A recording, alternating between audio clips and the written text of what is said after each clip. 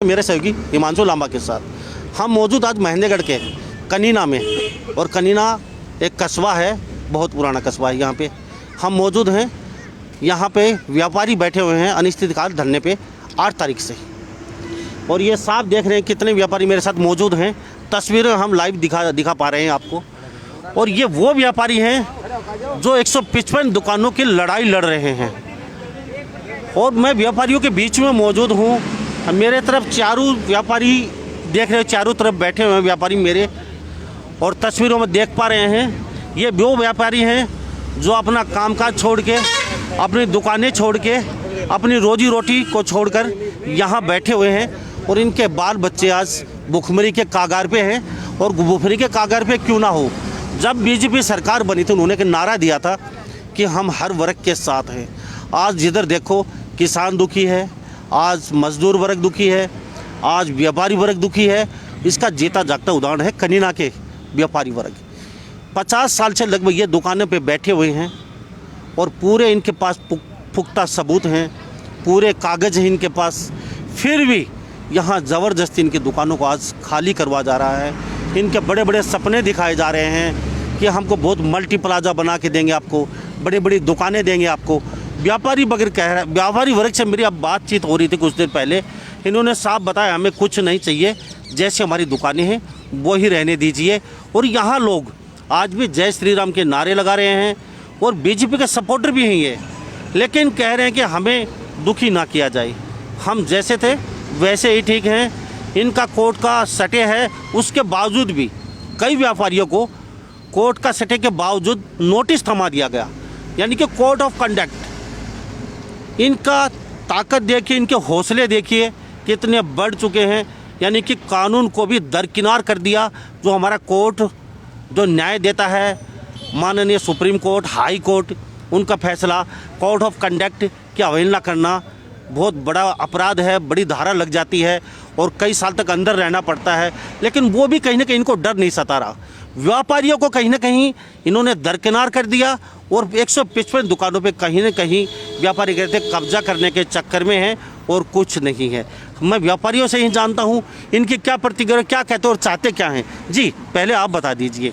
आप मुझे ये बताइए सर, मैं आपसे एक शॉर्टकट शब्दों में जानना चाहूँगा। 155 दुकानें हैं जी, 155 दुकानें हैं जी। तो मामला क्या है, कहाँ आपका मामला अटका हुआ है? हमारा मामला ये अटका हुआ है जी कि हमारे को 7 मार्च 2019 को इन्होंने नोटिस दिए थे। हम न्यायपालिका हाई कोर्ट चंडीगढ़ चले गए थे, उससे हमारी स्टे आई हुई है जिसकी कि हमारे पास 8/3/2021 की तारीख भी लगी हुई है। इसके बावजूद इन्होंने हमारे को 17 दुकानदारों को न्यायपालिका की अवहेलना करते हुए नोटिस थमा दिए। उसके बाद हम लोगों को बगैर मतलब का प्रलोभन दिया जा रहा है कि आपको दुकानें दे देंगे, बदले में ये कर देंगे, वो कर देंगे। कभी ये कहते हैं कि हमारा और आपका कोई झगड़ा ही नहीं है, आपका पंचायत समिति से झगड़ा है। पंचायत समिति जबकि इस बारे में कुछ बोल भी नहीं रही है, इसके बावजूद ही हमारे को प्रलोभन दे के हमारे पर ज़बरदस्ती दुकानदारों को तंग किया जा रहा है। इनके ऊपर प्रेशर बनाया जा रहा है कि आप 6 दुकानों के नोटिस दे दो, 7 के नोटिस दे दो, बाकी के हाथ नहीं लगाएंगे, ये नहीं करेंगे।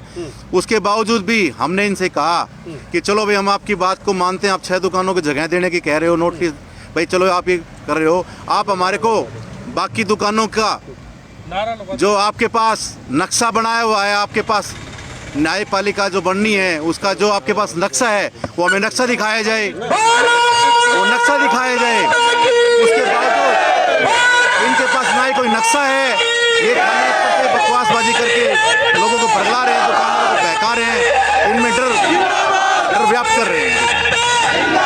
और इससे सभी व्यापारी वर्ग बड़ा दुखी है। इसके अंदर हमारे जो दुकानदार भाई हैं जो नाई का काम भी करते हैं, चाय की दुकानें भी हैं, हैंड टू माउथ हैं, वो बेचारे अपने घरों में अब रोटी की बड़ी समस्या आ रही है उनको। वो कहीं ना कहीं से कर्जा लेके अपना परिवार का पालन कर रहे हैं। इसके बावजूद वो हमारे पास धरने में बैठे हुए हैं। और उनका यही कहना है कि अगर कुछ भी हो जाए, जब तक बीजेपी सरकार या प्रशासन हमारी मांगों को नहीं मानेगा, हमारी दुकानों के लिए लिखित में आश्वासन नहीं देगा कि हम आपकी दुकानों को नहीं छेड़ा जाएगा, तब तक चाहे हमारे को भूखा मरना पड़े, हम ये बैठे रहेंगे। और उसके बावजूद भी अगर कोई बात सरकार नहीं मानती है, नींद से नहीं जागती है, तो हम अपने बच्चों को यहाँ धरनों पे ले आएंगे, यहाँ आमरण अनशन भी कर देंगे, और जब तक हमारे जीवन में प्राण रहेंगे हम यहीं बैठे रहेंगे, चाहे हमारा प्राण ही क्यों निकल जाए। ये वो व्यापारी हैं, किसान के बाद अगर किसी का, किसान अन्नदाता होता है जो अनाज देता है, रोटी देता है खाने के लिए, अगर किसान के बाद किसी का नंबर आता है वो व्यापारी वर्ग है। कोरोना काल में आम आदमी घर के अंदर बैठा हुआ था, इस व्यापारी वर्ग ने हर जगह पहुंच के खाना पहुंचाया, राशन पहुंचाया, नमक पहुंचाया। अगर बंद कर लेते तो आज इंडिया भूखमरी के कागार पे होता। 12 महीने लगातार इन्होंने अपनी जान जोखिम में डाल के सस्ते रेट पे, और हर घर तक जिसके पास पैसे नहीं थे उसको भी राशन दिया इन लोगों ने, और जिसके पास पैसे थे उसको भी, और आधे रेट में। चलो कोई नहीं, कोरोना काल है, बीत जाएगा और हम सही तरीके से खड़े हो पाएंगे। लेकिन आज कुछ लोग, कुछ भूमाफिया इन लोगों को किस तरीके से यहाँ प्रताड़ित कर रहे हैं, ये साफ तस्वीरों में देख रहे हैं। हम व्यापारी वर्ग बहुत दुखी है यहाँ पे, और इन्होंने ऐलान भी कर दिया है, हम यहाँ बच्चों को लेके, आज संख्या लगभग 500 है, अपने बच्चों को, अपने रिश्तेदारों को, अपने साथ दुकानों में काम करने वालों को ये बैठाएंगे, यहाँ धरना अनिश्चितकाल के लिए चलता रहेगा। जी मैं आपसे जानता हूँ, ये नौबत आई क्यों? दुकान आपके नाम नहीं है, कागज नहीं है, वजह क्या है? इतनी हिम्मत कैसे पैदा हुई कुछ लोगों की कि आपकी दुकानों पे कब्जा कर लिया जाए? देखिए, हमारे पास सब सबूत हैं, कागज भी हैं, दुकानें दी हुई भी हैं, अलॉट भी की हुई हैं। नौबत है तो सिर्फ नियत और नीति है, तो नौबत ये है। और बाकी इस मामले में ज़्यादा जानकारी हमारे मित्र सतीश गुप्ता जी दे चुके हैं। मैं तो आपको इतना बता दूं कि कल से, यानी कि कल से कितनी तारीख हो जाएगी, 22 तारीख सोमवार से हम भूख हड़ताल शुरू कर रहे हैं। यहाँ पे धरने के ऊपर क्रमिक भूख हड़ताल चलेगी हमारी। और अगर फिर भी माननीय विधायक जी, स्थानीय विधायक जी यहाँ की हमारी नहीं मानते हैं, डीसी साहब नहीं सुनते हैं, तो फिर उसके बाद हम आमरण अनशन जैसे भी महत्वपूर्ण आंदोलन कर सकते हैं। आपको क्या लगता है, यहाँ प्रशासनिक अधिकारियों के बस की बात है? क्या लगता है आपको? देखो, सही बेबाक तरीके से बोलिए, पूरा हरियाणा देख रहा है, 230 देशों में आपको लोग देख रहे हैं अभी। देखो, मेरे को तो शुरुआत के दिन से यही लगता था कि माननीय विधायक हैं, वो एक सज्जन, सुशील, नेक, ईमानदार आदमी है। हमने नेक ईमानदार आदमी को चुना है, और एक वो जमींदार परिवार से हैं। तो इस प्रकार से जब दुकानें बंद होके और वो धरने पर बैठेंगे दुकानदार, तो वो आदमी मेरे ख्याल से 2 घंटे भी नहीं रुक सकता, वो आ जाएगा तुम्हारे पास। क्योंकि जैसे इलेक्शन से पहले एक सूचना होती थी कि सीताराम जी फलां आदमी के पास जाना, 1 सेकंड में चलो भाई उधर चलो, तो मैं तो वही मान रहा था कि सीताराम जी 2 घंटे के अंदर अंदर आ जाएंगे तुम्हारे पास, और तुम्हारी बात को आगे रखेंगे, सीएम साहब तक रखेंगे, और इसका समाधान कराएंगे, इसका सॉर्ट आउट। अब क्या लग रहा है? तो अब तक मुझे नहीं पता क्या चक्कर है। आज 14वां दिन हो गया लगातार धरने को, और 14 दिन में 1 सेकंड के लिए भी वो लोग यहाँ पे नहीं आए हैं। तो मैं कैसे बता सकता हूँ कि उनके दिमाग में क्या चल रहा है, या किन बहुत भारी बाहुबलियों का उनके ऊपर कोई डर है या दबाव है, या किस स्थिति में वो, मैं तो नहीं कह सकता। इतना कह सकता हूँ कि हमारी तरफ से तो कुंभकर्णी नींद सोए हुए हैं। कुछ देर पहले सीताराम जी से मेरी बातें हो रही थी, उन्होंने साफ शब्दों में कहा व्यापारी वर्ग के बीच में मैं नहीं जाएंगे। अगर व्यापारी वर्ग आना चाहे, हम यहाँ कनीना में मौजूद हैं, 10-15 लोग मेरे से मिल सकते हैं। अगर वो लोग कमेटी माने, ऐसे लोग होने चाहिए, सीएम साहब से उनको मिलवा सकता हूँ, और उनकी जो दुकानें बनाई जाएंगी वो सस्ते रेट पर, हमारी गारंटी है, हम उनको दुकानें दे जाएंगे। जी मैं आपसे जानता हूँ, क्या लगता है? आप इधर आ जाइए थोड़ा सा, आप आ जाओ। सस्ते रेट पर सीताराम जी से मेरी बातें हो रही थी, हम आपको दुकानें बना के नई भव्य दुकानें देंगे, क्या लगता है? सर ऐसा कुछ नहीं लगता। पहली बात तो इनके पास कोई जगह नहीं है, जगह अगर है तो वो हमें बताएं किसके नाम से कोई जगह। वो एक जगह बता रहे हैं जो इसके शिक्षा विभाग, एजुकेशन कॉलेज की तरफ गई हुई है, उसको ये कह रहे हैं हम उसको अपने ट्रांसफ़र करवाएंगे, ट्रांसफ़र करवाने के बाद उस पर कम्प्लेक्स बनेंगे। अब उसको ये, हमें ये नहीं मालूम वो ट्रांसफ़र कितने साल में हो जाएगा, कैसे हो जाएगा, और फिर हमारा रेंट का देने का क्या मतलब। हमें तो अपनी दुकानें खुद पर रेंट पे, यहाँ हमने अपनी सिक्योरिटी लेके जब हमने इनको दिया तो हम वहाँ सिक्योरिटी किस लिए देंगे? यानी कि अभी जंगल में आपकी जगह? हाँ, जंगल की जगह बता रहे हैं। वहाँ हमारे जो ग्राहक यहाँ है वो ग्राहक वहाँ नहीं पहुँच पाएंगे जी। बिल्कुल जंगल के अंदर। यानी कि 40 साल पहले जंगल में रहे, हाँ जी। अब कमाने का समय आया तो अब फिर दोबारा जंगल में। सर यही बात है, जैसे अब हम कमाने लग गए हैं तो उनको ये बर्दाश्त नहीं है कि क्यों कमा रहे हैं। इसी वजह से वो कह रहे हैं कि वहाँ बसा देंगे तो ये वहाँ कामयाब कर देंगे, तो उसके बाद वहाँ भी देखते हैं क्या होता है क्या नहीं होता है। ये बात है जी। तो आपको कोई भरोसा नहीं है कि वो नहीं है, बिल्कुल भी 1% 1% भी भरोसा नहीं है जी। पहली बात तो हमें यही नहीं, हमने सभी कुछ सबने देख लिया, इनके पास कोई अपनी जगह जमीन नहीं है कमेटी की।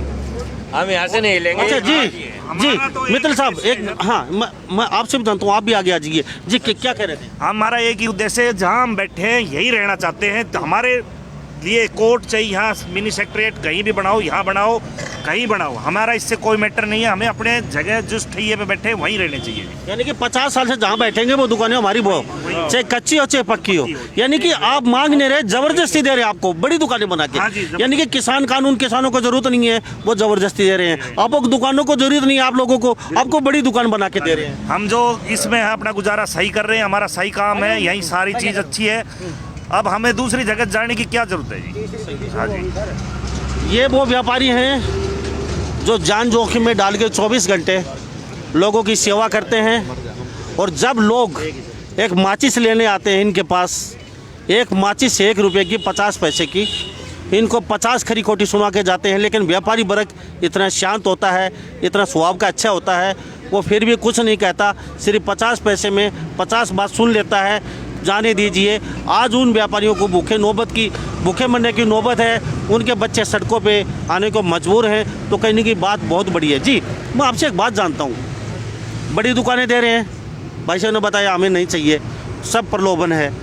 तो ये सीएम साहब का इसमें क्या सीएम साहब वास्तव में ही उनको पता है, कह रहे हैं कि सीएम साहब के पास आपको ले जाएंगे, आपकी बातचीत करवा देंगे, तो क्या ऊपर से हरियाणा सरकार ने कोई गाइडलाइन जारी की है कि हरियाणा के अंदर ऐसी कोई दुकानें हो सब तोड़ के नहीं बनाइए, या फिर खाली कनीना की गाइडलाइन जारी है कोई? सर ये खाली करीना की है।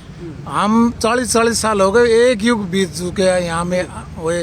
अब बड़े बड़े बच्चे हो रहे हैं, अब इस लायक भी नहीं है कि हम अब बच्चों की शादी करें या और कहीं सेट होएं। 50 साल में तो ये ठिया जमा है, हम तो मर सकते हैं पर दूसरी जगह लेने को बिल्कुल तैयार नहीं है जी जी। हाँ जी, आप भी काफ़ी देर से आप सुन रहे हैं, मैं आपसे भी जान लेता हूँ। काफ़ी बुजुर्ग हैं आप भी और काफ़ी वर्षों से बैठे हुए हैं यहाँ पे। कोई परचूनी की दुकान है, कोई चाय की दुकान है, कोई शोरूम है, उनको तोड़ के इस समय इस मौके पे, एक तो कोरोना काल, वैसे ही काफ़ी विकट समस्या रही आपको, बहुत ज़्यादा जी। कमर टूट चुकी है। पिछले साल से जी हम पिछले मार्च से दुखी हैं।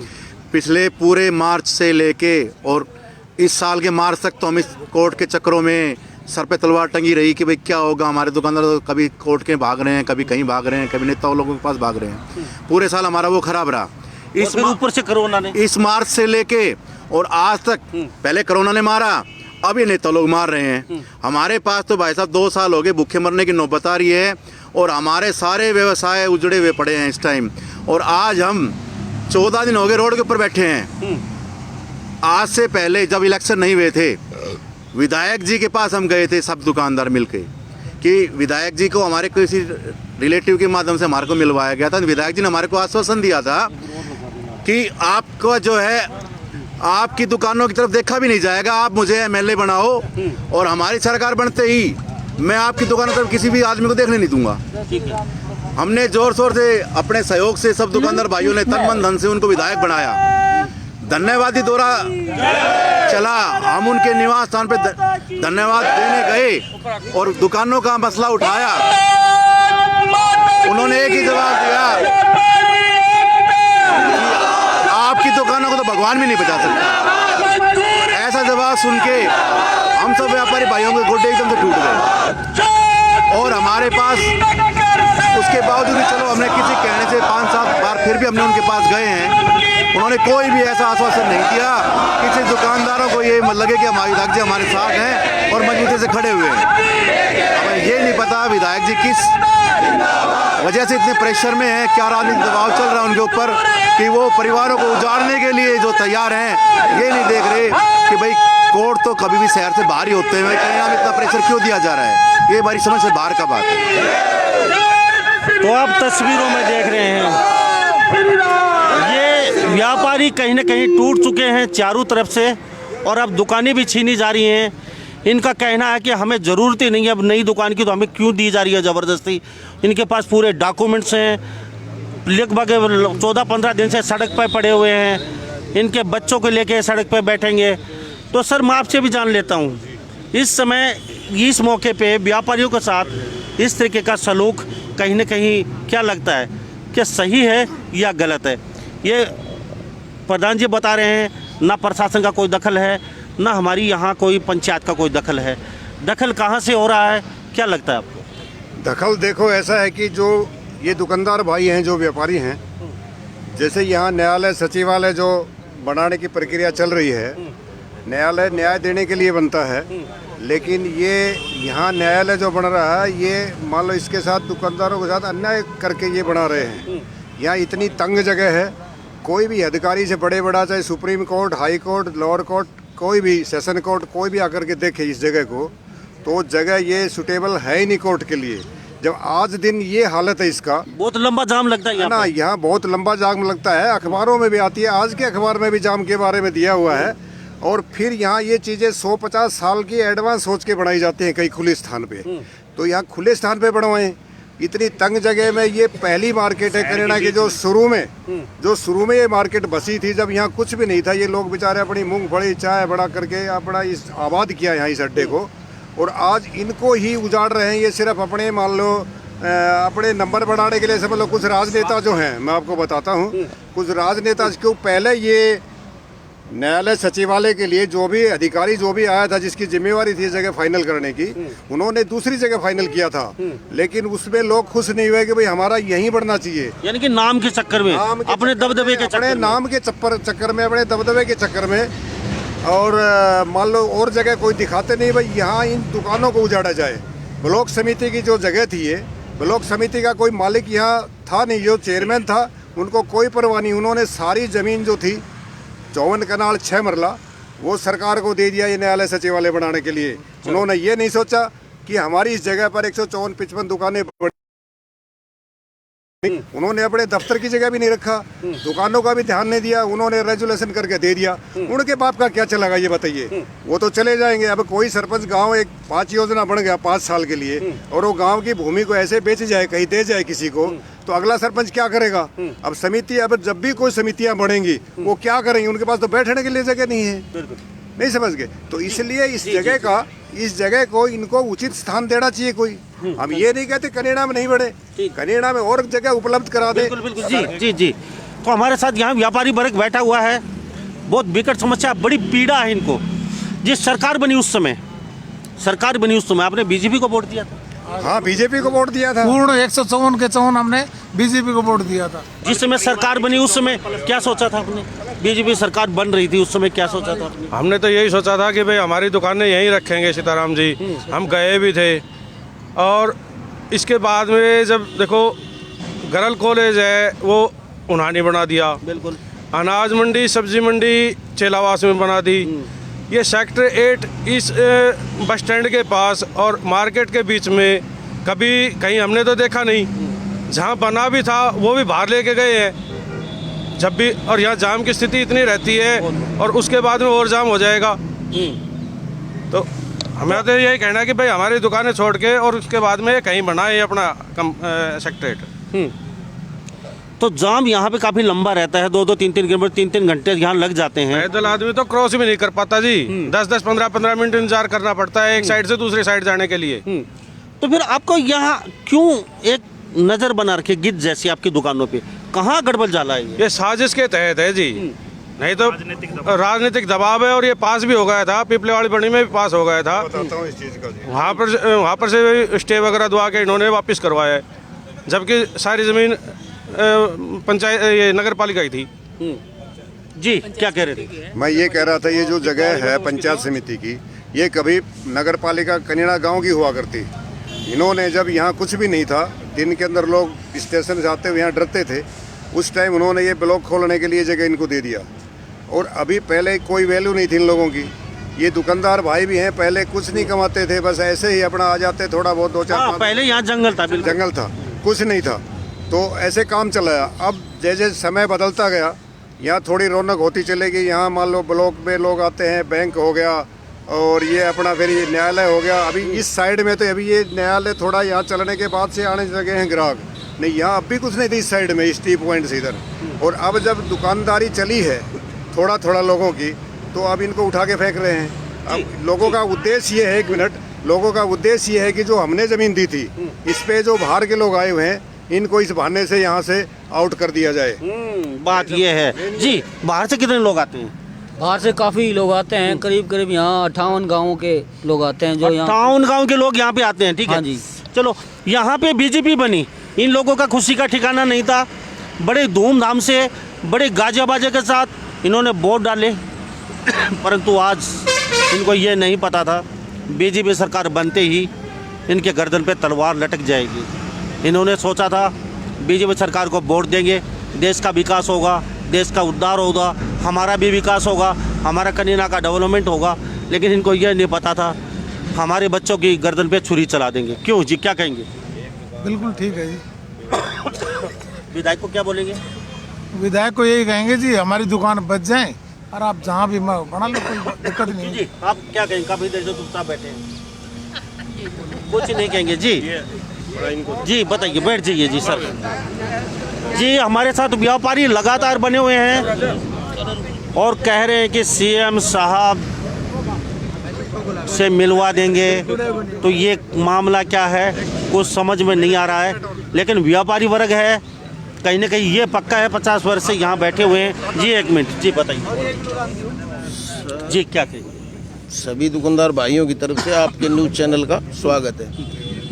सर ऐसा है जी, ये जो दुकानदार भाई 154 दुकानदार हैं, ये 40-50 सालों से लगातार यहाँ बैठे हैं। किराए की रसीदें हैं इनके पास, बाकायदा इनके पास सिक्योरिटी लेके ये दुकानें दी हुई हैं। उसके बावजूद जी सरकार ने यहाँ सेक्रेटरीट और ये जी लघु सचिवालय के लिए यहाँ बनाने के लिए कुछ गांव के लोगों ने उनके ऊपर प्रेशर बना के और यहाँ मंजूर करवा लिया है। लेकिन हमारी ये मांग रही है कि भाई हमारी दुकानों को ना तोड़ा जाए, आप बनाओ जहाँ भी उचित। ये सरकार का काम है, विकास करना है, डेवलपमेंट है, ये सरकार का काम।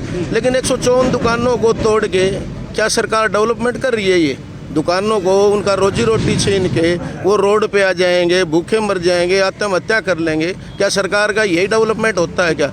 उसके बावजूद भी हाई कोर्ट में सभी दुकानदार 154 दुकानदार हाई कोर्ट में चले गए। हाई कोर्ट से स्टे मिली हुई है जी। स्टे के बावजूद भी प्रशासन ने, कुछ राजनेता लोगों ने बीडीपीओ के माध्यम से अब भाई इनको नोटिस थमा दिए जी। नोटिस थमा दियो जी। दुकानदारों में डर का माहौल बन गया। डर का माहौल बन गया तो जी क्या हुआ जी, भाई दुकानें जा रही हैं, दुकानें जा रही हैं।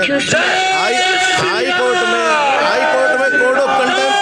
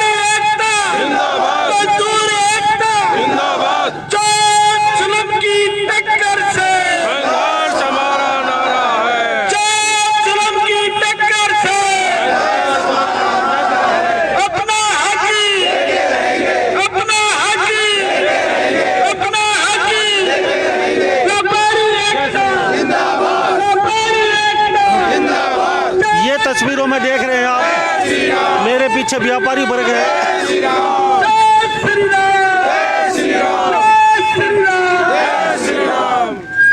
ये देख लीजिए, ये व्यापारी वर्ग मेरे पीछे बना हुआ है और काफ़ी दुख भी है इनको, काफ़ी रोष भी है इनको।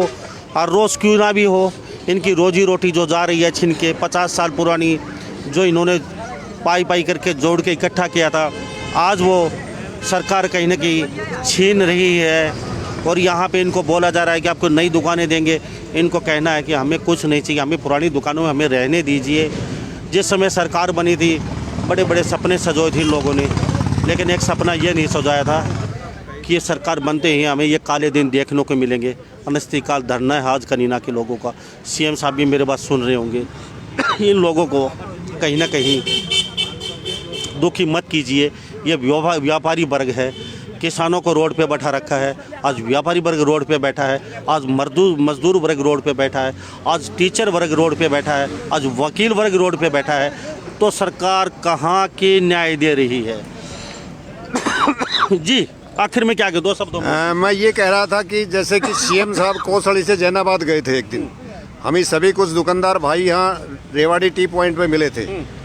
उनको कहा तो उन्होंने आश्वासन दिया था कि भाई तुम्हारी दुकान नहीं तोड़ी जाएंगी। मेरा मकसद विशेष कहने का ये है कि राजा की जबान होती है, कानून होता है, फिर उस कानून का पालन क्यों नहीं करते सीएम साहब? जब उन्होंने जबान से निकाल दिया कि भाई तुम्हें कुछ नहीं कहा जाएगा, फिर सीएम राजा की जबान तो कानून बन जाती है बोलने जो मुंह से निकल गया। तो हम सीएम साहब से रिक्वेस्ट करते हैं कि अपनी जबान के ऊपर थोड़ा सा ध्यान दें।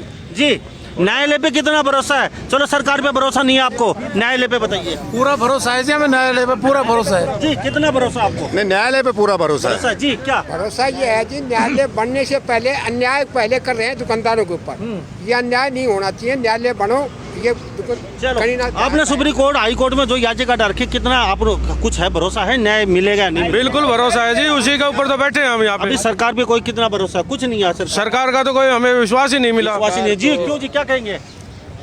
जी हम तो न्यायालय के ऊपर ही बैठे हैं। न्यायालय पे बैठे हैं, क्यों जी क्या लगता है? और एक दुकान हमें सिर्फ न्यायालय पे ही भरोसा है, ना कि नेताओं।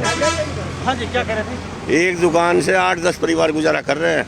बिल्कुल वाजिब बात है। एक दुकान से 8 या 10 परिवार गुजारा बसर कर रहे हैं और कुछ लोगों की गिज जैसी नज़र इनकी दुकानों पे पड़ी हुई है।